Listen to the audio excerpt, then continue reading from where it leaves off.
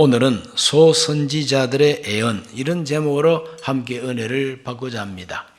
그저께 말라기까지 다 읽었습니다. 그럼 구약 성경 다 읽었어요. 이제 지난번에 사복음서 읽었으니까 이제는 사도행전부터 이제 지금 읽어 나가기를 시작했습니다.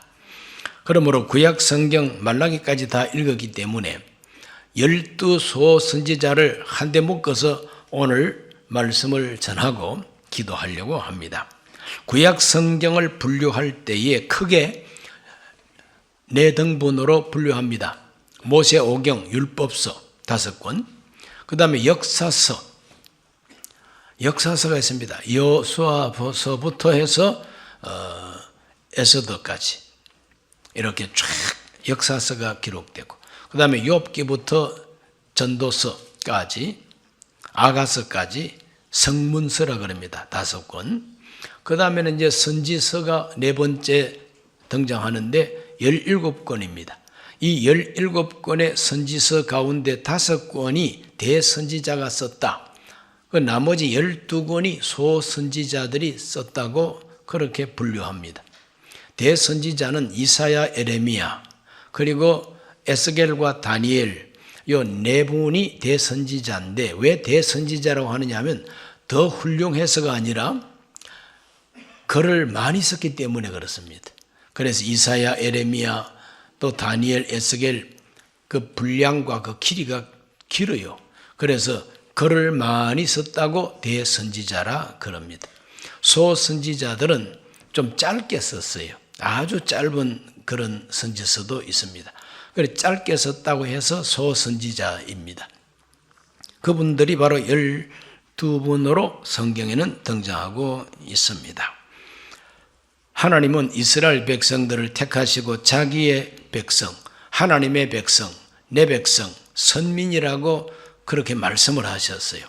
그러나 하나님께서 택한 이 백성은 이제 하나님을 닮아야 되고 하나님이 원하시는 말씀대로 살기를 하나님이 원하십니다. 그래서 모세를 통해서 오경 말씀을 가장 기초적으로 주셨어요. 이 오경이 바탕입니다. 오경이 기초입니다. 그러므로 율법서 오경이 성경 전체의 기초가 됩니다.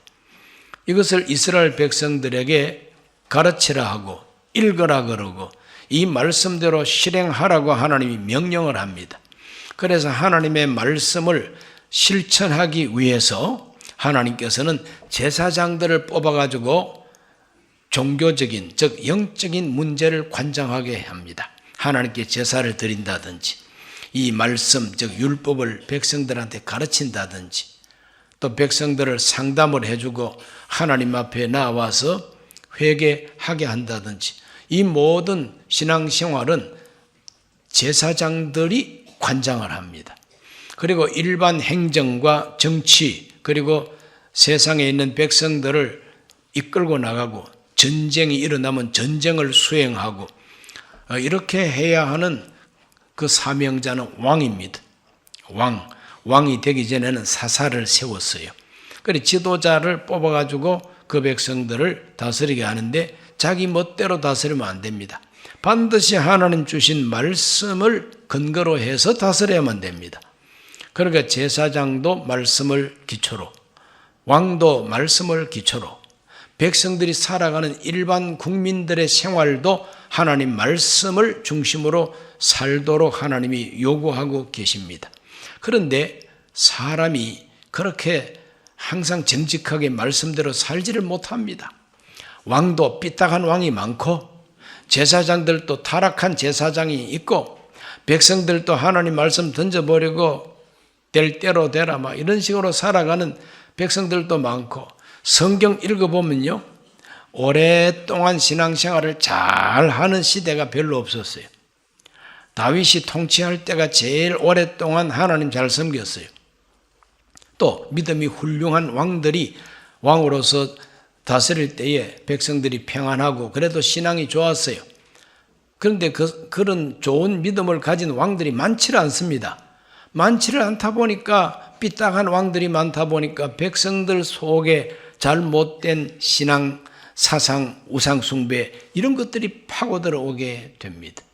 그래서 하나님께서 타락한 백성, 또 잘못된 왕, 잘못된 제사장, 이런 사람들을 보고 하나님이 가만 계시지 아니하고 하나님의 말씀을 대신해서 전하게 하는 대언자, 대변자를 하나님 뽑습니다. 바로 그 사람들을 가리켜서 선지자라 그럽니다. 하나님의 음성을 듣고 하나님이 보여주시는 미래에 대한 영감을 받고 이러다 보니까 이 사람들이 예언자가 되고 선지자가 되고 선견자가 됩니다. 이렇게 해서 그들은 백성들을 쳐서 회개하라 그러고 왕들에게도 간섭을 하고 당신 정치 그렇게 하면 안 돼. 당신 그런 식으로 백성 다스리면 안 돼. 그래서 왕한테 막 대적을 하고 엉겨붙고 회개하라 그러고 뭐 이럽니다. 이런 사명자를 선지자라 그럽니다. 그런 선지자들이 활동을 제대로 하기 때문에 이스라엘 종교 유대교라고 하는 하나님을 섬기는 야훼 신앙 공동체가 푹 썩지 아니하고 오늘까지 그래도 지탱할 수 있었던 것은 선지자들의 활동이 있었기 때문에 그렇다는 거죠. 그래서 구약 성경에 이 선지자가 17권이 되는데 그 가운데 12명이 소선지자로서 글을 다 남겼습니다. 오늘 그것을 공부하려고 그럽니다. 12권 가운데서 분류를 하면은 첫째로는 북쪽 이스라엘 왕국의 선지자들이 나옵니다. 왕국이 이제 분단이 되었거든요. 우리나라가 남북한으로 분단이 된 것처럼 이스라엘도 유다, 북, 이스라엘로 분단이 됐어요. 그 북쪽에 있는 이스라엘 10지파입니다. 그 10지파를 위해서 하나님이 세운 그 선지자가 기록을 남기지 아니한 선지자로서 대표적인 선지자가 엘리야와 엘리사입니다. 이 엘리야와 엘리사는 하나님과 정말 직통하는 이와 같은 큰 권능을 가진 위대한 선지자였어요. 하늘에서 막 불이 내려와 가지고 돌까지 태우고 물까지 태우고 그래서 하나님을 향한 신앙을 회복시키는 이런 위협을 달성한 선지자가 엘리야지요. 그 엘리야가 후계자를 세웠습니다. 그래서 엘리야가 세운 후계자가 엘리사입니다. 엘리사는 자기 스승 그 엘리야의 영성을 이어받고 갑절의 능력이 내게 있기를 원합니다. 그래서 하나님이 갑절의 은혜를 부어주시다 보니까 엘리야보다도 갑절의 기적을 행하면서 아주 오랜 세월 선지자 생활을 하게 됩니다. 이렇게 해서 북쪽에는 글을 남기지 않았지만 사역, 활동을 강하게 한 위대한 두 선지자 다음에 아모스가 등장합니다. 이제 글을 남긴 문서 예언자라 그럽니다. 글을 남긴 문서 예언자로서 북쪽 이스라엘 선지자가 아모스입니다. 아모스는 그 사람이 소속한 주소지는 예루살렘 저 남쪽에 있는 드고아라고 하는 시골 마을입니다. 거기서 양을 치고 목축을 하고 뽕나무를 키우던 농부였어요. 그런데 하나님이 그 사람을 불러내 가지고 너 남쪽에 있지 말고 북쪽에 올라가 가지고 이스라엘 백성들에게 선포하라 그랬어요.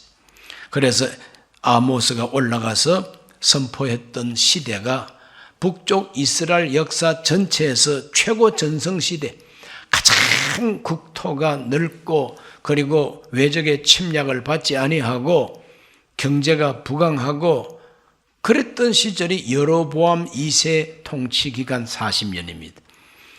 바로 그 통치기간에 가장 잘 먹고 잘 살 때에 잘 먹고 잘 살다 보니까 도덕적으로 해이하고 신앙적으로 완전히 퍼져버리고 그래서 권세 있는 사람이 막 사람들을 압제해가지고 탈취하고 온갖 사회 죄악이 난무합니다. 바로 거기에 올라가가지고 하나님의 말씀을 선포했던 선지자가 바로 아모스였습니다. 아모스는 하나님을 찾으라 그리하면 산다고 공의와 정의를 강물처럼 흐르게 하라고 외쳤던 선지자가 아모스입니다. 그 다음에는 호세아가 나옵니다. 호세아는 잘 알다시피 그 장가 잘못 갔어요. 잘못 간 것이 아니라 하나님이 음란한 여자에게 장가가라고 명령하셨어요. 하나님이 명령하니까 음란한 베스트로 금메달감 음란한 여자를 찾았는데 인물은 너무 반반해서요. 그래서 고멜이라고 하는 여자와 결혼했는데 이게 결혼식 올리고부터 이게 바람 피기를 시작하는데 이거는 폭풍 바람입니다. 그래서 호세아는 너무 속이 상합니다. 자, 바람 나가지고 돌아다니는 아내, 그 아내를 붙잡으러 다니는 남편, 나중에는 저 창녀굴에 들어가가지고 몸값으로 그냥 팔려간 그 창녀가 된 그 아내. 그래도 하나님은 버리지 말고 사랑하라고 찾아오라고 명령합니다. 하나님이. 몸값을 지불하고 다시 집에 찾아오는 그 호세아의 심정을 하나님께서는 말씀하십니다. 호세아야, 네 마음이 어떠하냐? 내 마음과 너의 마음이 쌤쌤이다. 하나님 어떻게 쌤쌤입니까? 내 백성 이스라엘은 내 아내와 같은 존재가 아니냐? 그런데 저들이 우상을 숭배하고 저들이 이방신을 숭배하니 그게 바람난 네 아내하고 다를 바가 뭐 있겠냐? 그러나 버리지 말고 죽이지 말고 살려내고 그래서 돈 몸값을 지불하고 다 찾아와서 사랑하라고 하나님 명령합니다. 그것이 내 마음이라. 그래서 호세아야말로 하나님의 깊은 사랑을 선포했던 선지자예요. 요나가 또 북쪽 이스라엘 선지자입니다. 요나는 원수의 나라 니느웨 수도에 가가지고 회개하지 아니하면은 하나님께서 40일 후에 이 성을 멸망시킨다고 예언을 하게 하라 그럽니다. 처음에는 가기 싫었어요. 마치 도쿄 가가지고 일본 사람들 회개시키라고 하는 하나님의 명령과 같습니다. 처음에는 가기 싫어가지고 배 밑창에 들어가서 잠자면서 다른 데로 도망을 합니다. 그러나 하나님 앞에 도망가 본들 어디까지 가겠어요? 하나님께서 폭풍을 보내고 큰 물고기를 보내가지고 물에 빠진 요나를 삼키게 하고 물고기 뱃속에서 회개합니다. 하나님 잘못했습니다. 말씀대로 내가 순종하겠습니다. 그랬더니 물고기가 해변가로 요나를 토해냈다 그랬어요. 그때부터 그는 목숨 걸고 니느웨로 쫓아가가지고 전도했더니 아주 그냥 의외로 니느웨 왕부터 시작해서 백성까지 다 금식을 하면서 회개를 하니까 하나님이 저주하지 않고 살려냈다고 성경이 그렇게 말하고 있습니다. 그러므로 최초의 이방 선교사가 요나입니다. 이렇게 북쪽 이스라엘 나라의 선지자들은 이 세 사람이 대표적으로 글을 남긴 문서 예언자로 등장을 하고 있습니다. 그 다음 두 번째로 남쪽 유다 왕국의 선지자들은 어떤 사람이 있었느냐? 첫째로는 요엘이 있습니다. 요엘. 이 요엘이라고 하는 이 선지자는 BC 830년대 선지자라고 학자들은 봅니다. 이 사람은 바로 요아스라고 하는 그 4살배기 어린 아이가 나중에는 7살이 되었을 때 제사장이 구테타를 일으켜서 왕으로 세운 왕이 바로 요아스 아닙니까? 바로 그 요아스 시대에 예언한 사람이 요엘이다. 임박한 심판을 예언하고 회개를 촉구하고 장차 성령 시대가 온다고 하는 것을 예언했던 선지자가 요엘입니다. 그 유명한 그 사도행전에 나오는 말씀 요엘서 2장 28절로 30절을 다 같이 한번 읽어봅니다. 그 후에 내가 내 영을 만민에게 부어주리니 너희 자녀들이 장래 일을 말할 것이며 너희 늙은이는 꿈을 꾸며 너희 젊은이는 이상을 볼 것이며 그때 내가 또 내 영을 남종과 여종에게 부어줄 것이며 내가 이적을 하늘과 땅에 베풀리니 곧 피와 불과 연기 기둥이라 그랬어요. 사도 베드로가 오순절날 성령을 받고 바로 이 요엘서에 나오는 말씀을 탁 붙잡고 이 예언의 말씀이 오늘 너희 눈에 지금 이루어졌다는 거죠. 그래서 내 남종과 여종들에게 내 영, 성령을 부어준다고 말씀하신 그대로 우리 모두가 120문도가 성령을 받았다. 그 성령 받고 전파하는 애언이 뭐냐?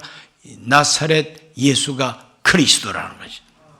회개하고 예수 그리스도를 믿으면 구원을 받는다고 전도가 시작이 되는 것이죠. 그러므로 그 유명한 말씀이 바로 요엘이 애언한 애언에 나옵니다. 그 다음에는 오바다가 나옵니다. 오바다. 이 오바다에 대한 이 성경학자들의 해석은 참 구구합니다. 아주 오래전에 BC 848년에 여호람이 왕이 되었을 때에 애언했다고 보는 학자들도 있고, 어떤 사람은 아니야, 이 사람은 예루살렘이 바벨론에게 멸망당할 때 그 멸망당하는 모습을 지켜본 선지자다. 왜 그러냐? 그 오바댜서의 내용이 에돔의 멸망을 애언하고 있습니다. 에서의 후손이 멸망한다. 에서는 바로 야곱과 형제지간, 쌍둥이 형이죠. 어떻게 형제지간인데도 불구하고 유다를 멸망시키는데 에돔이 앞장서서 못된 원수들의 길잡이가 되었느냐? 그러므로 이 형제 우애를 배신한 이 에돔은 하나님이 멸망시킨다고 애언한 선지자가 오바댜가 됩니다. 세 번째는 미가가 나옵니다. 미가는 이사야와 동시대 선지자입니다. 사회 악에 대해서 그는 경고를 했습니다. 그 다음에 네 번째로는 나훔이라고 하는 선지자가 나옵니다.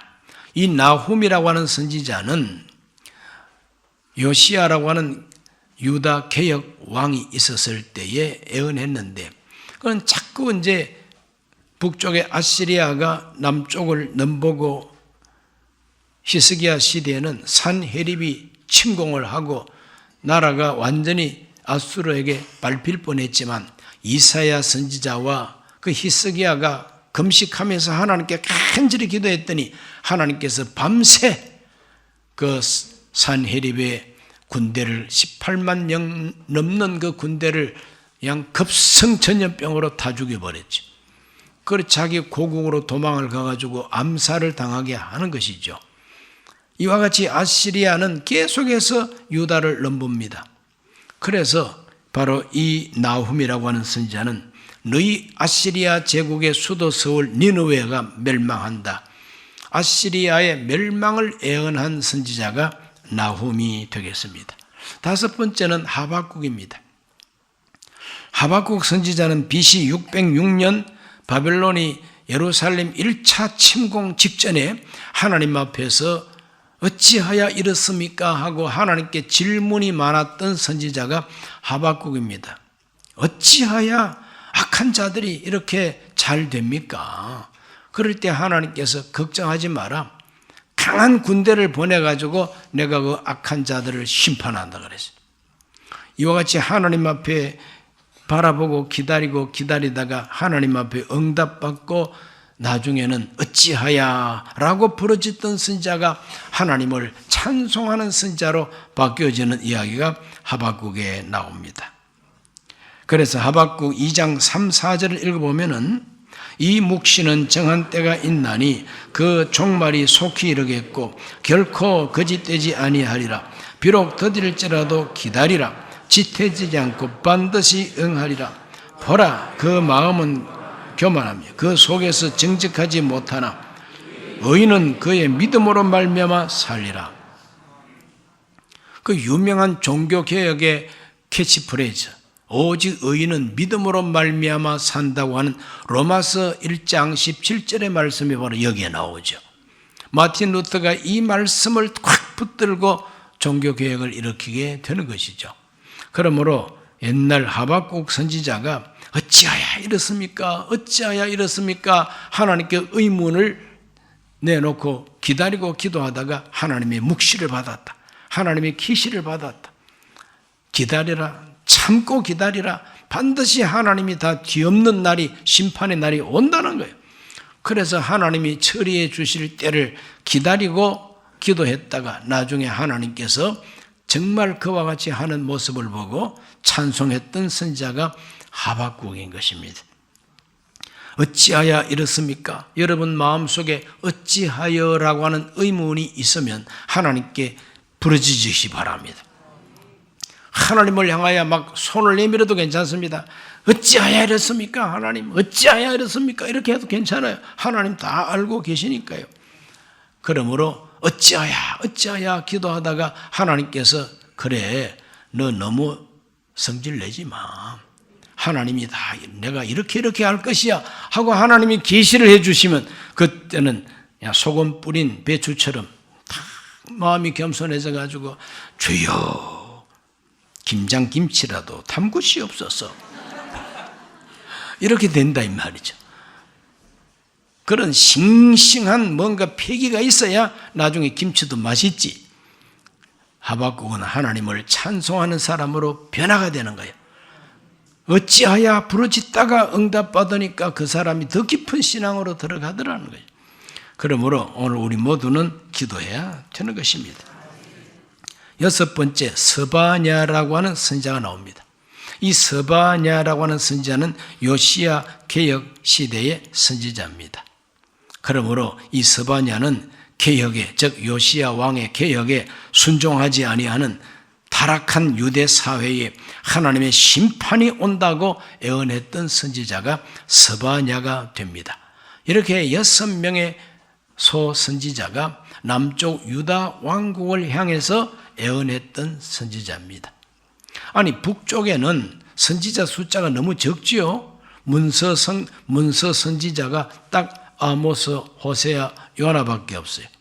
그런데 남쪽에는 막 6명이나 쫙 펼쳐지잖아요. 왜 그러냐 하면은 남쪽 유다 왕국은 북쪽 이스라엘 왕국보다 150년 정도 더 오래 지탱했기 때문에 오래 지탱했으니까 선지자도 많다 하는 것을 우리에게 보여주고 있습니다.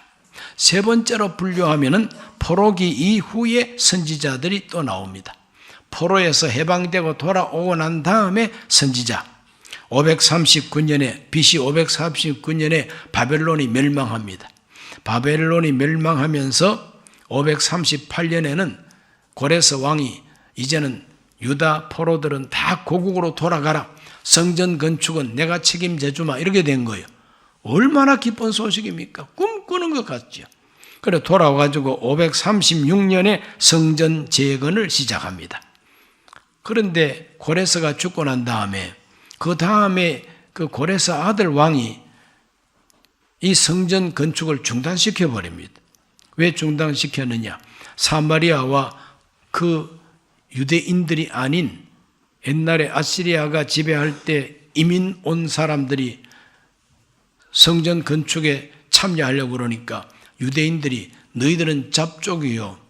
성전 건축은 순수한 유대인이 지을 테니까 너희들은 상관하지 마. 이래 됐더니 화가 나가지고 왕 앞에 이제 의를 제기한 거예요. 이 성전을 지으면은 옛날 다윗 왕 때에 얼마나 북쪽까지 쳐들어갔습니까? 그러니까 여기에 아주 버르장머리가 고약한 민족이 유대 민족이니까 성전 건축은 중단시켜야 된다고 이렇게 참소를 하니까 고레스 왕의 아들이 전쟁에 나가면서 내가 돌아올 때까지 공사하지 말라 그래 하고 이제 전쟁하러 애굽으로 간 겁니다. 그 중단이 되어 버렸어요. 이 중단된 상태가 무려 14년이나 연장이 되는 거죠. 이럴 때에 학개라고 하는 선지자가 등장합니다. 학개. 그래 학개가 등장해가지고 성전 건축을 독려하게 됩니다. 학개서 1장 8절에 너희는 산에 올라가서 나무를 가져다가 성전을 건축하라. 그리하면 내가 그것으로 말미암아 기뻐하고 또 영광을 얻으리라. 야훼가 말하였느니라. 성전 건축하면 내가 영광을 얻겠다고 하나님 말씀하십니다. 왜 그렇습니까? 성전은 하나님을 섬기는 집이요. 하나님과 교통하는 집이요. 하나님 말씀 배우는 집이요. 하나님께 기도하는 집이 성전이니까 하나님 택한 백성이 그것보다 더 중요한 게 뭐 있냐 이거죠. 하나님께 예배하고 기도하고 말씀 배우고 하나님과 소통하는 제사를 드리는 그것보다 더 중요한 게 그 이스라엘 백성들한테는 없다 이 말이에요. 그러므로 그것을 목적으로 하는 성전 건축은 하나님이 기뻐하는 일이라는 거예요. 오늘 그와 같은 목적으로 하나님의 성전을 건축하는 것은 하나님께 영광이 된다는 걸 믿으시길 바랍니다. 이렇게 학개가 게을러 빠져 있는 이스라엘 백성들을 막 채찍질하면서 너희들 자기 집 꾸미는 데만 열심이고 하나님의 집은 버려두고 이게 뭐 하는 짓이냐고 막 그냥 애언을 합니다. 그래서 정신을 번쩍 차리고 다시 재건을 해서 516년에 완공을 하게 됩니다.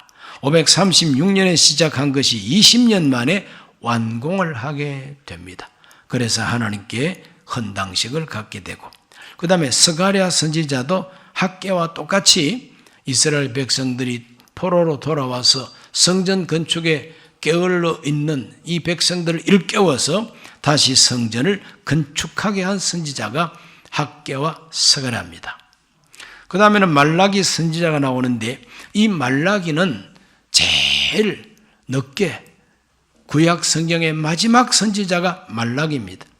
이 말라기 선지자는 느헤미야 개혁 이후에 유대인들이 다시 그 신앙이 해이해지고 그 신앙이 다시 다운돼 가지고 형식적인 신앙생활을 하고 있을 때에 말라기 선지자가 등장해서 너희들 자기 자신을 한번 돌아보라고 하나님께 제물 드린다고 하는 게 다 눈멀고 병든 거 비실비실한 거 이거 갖고 와가지고 하나님께 제사 드린다고 너희 총독한테 갖다 줘봐라 좋아할란가?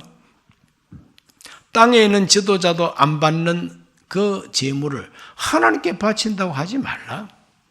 너희들이 하나님을 멸시하고 있다. 너희들이 하나님 모욕하고 있다. 너희들이 회개하지 아니하면은 그 짐승의 똥을 너희들의 얼굴에 확 발라버릴 거라고 예언한 선지자가 말라기입니다. 그래서 말라기 4장 5절에서 6절 말씀 읽어볼까요?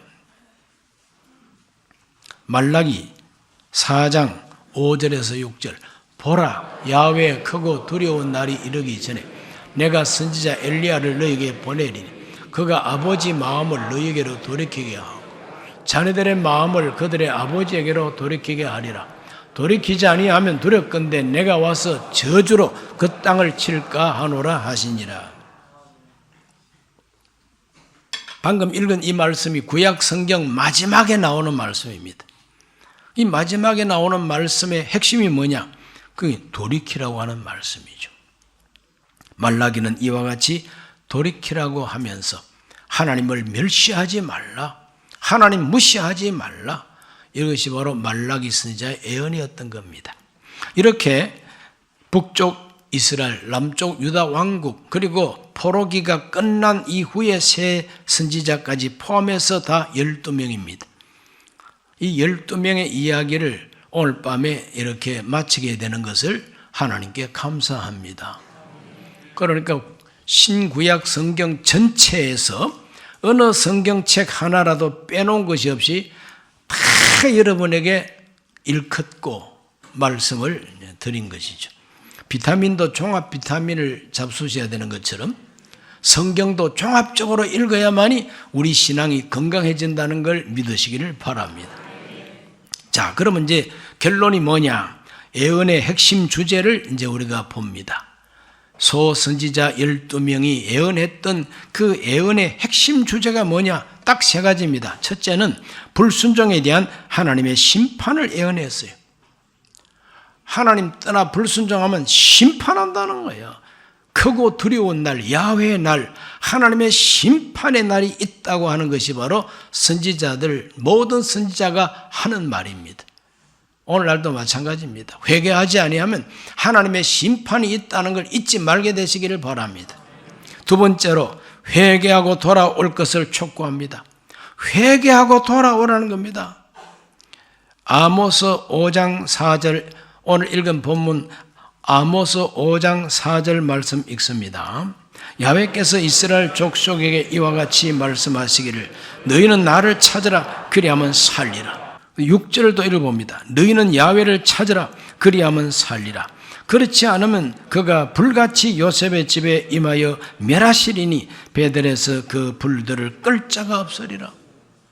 하나님의 심판의 불을 끌 자가 없다는 거예요. 그렇기 때문에 그 심판의 불이 임하기 전에 돌이키라는 거예요. 돌이키라. 그래서 나를 찾으라는 겁니다. 하나님 찾는 것이 회개죠. 그러면 살게 된다는 거예요. 이것이 선지자들의 모든 메시지인 것입니다. 불순종에 대한 심판, 그리고 회개하고 돌아올 것을 촉구합니다.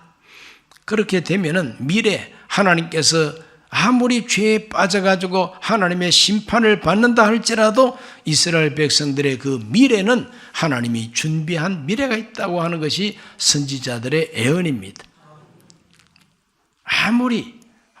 아무리 죄를 지었다 할지라도 그 죄값을 하나님이 두들겨 패고 난 다음에는 나중에는 사탕을 주는 것처럼 하나님이 예비하신 미래가 있다는 거예요. 그것이 바로 메시아 나라입니다. 할렐루야.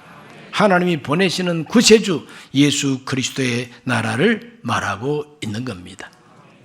이렇게 예언의 핵심 주제는 불순종에 대한 심판이요, 둘째는 회개하고 돌이키라고 하는 권고요, 셋째는 그래도 하나님은 그 백성을 사랑하셔서 미래를 준비하고 계시다는 거죠. 그건 희망을 가져라는 거예요. 절망하지 말고 낙심하지 말라는 겁니다. 오늘 이 시대에 크리스찬된 우리들에게도 똑같습니다. 하나님은 저와 여러분을 위하여 미래를 준비하고 계십니다. 내가 가면 너희를 위하여 거처를 예비한다 그랬지 않습니까? 내가 다시 와서 너희를 내게로 영접하여 나 있는 곳에 너희도 있게 하겠다 그랬지 않습니까? 이런 미래가 있다는 걸 우리가 알고 소망을 가지고 낙심치 말고 하나님을 찾아야만 됩니다. 하나님께로 돌이켜야만 되는 것입니다. 이럴 때 하나님은 영광을 받아 주시는 것입니다. 오늘 이 밤도 하나님을 찾고 성령을 구하고 하나님의 능력을 추구하시기를 주의 이름으로 축원합니다. 기도합니다. 하나님 아버지, 오늘 이 밤에 주님 앞에 나와 간구하는 우리 모든 성도들의 기도에 크신 응답을 내려 주시옵시고 하나님을 찾게 하여 주옵소서. 하나님을 찾으면 살 길이 열린다고 선지자들은 예언을 했습니다. 우리 모두가 살 길을 찾는 자들이 되게 해 주옵소서. 죽을 길을 찾지 말게 하여 주시고 살 길을 찾아서 하나님께로 가까이 나오게 해 주옵소서. 예수님 이름으로 기도하옵나이다. 아멘.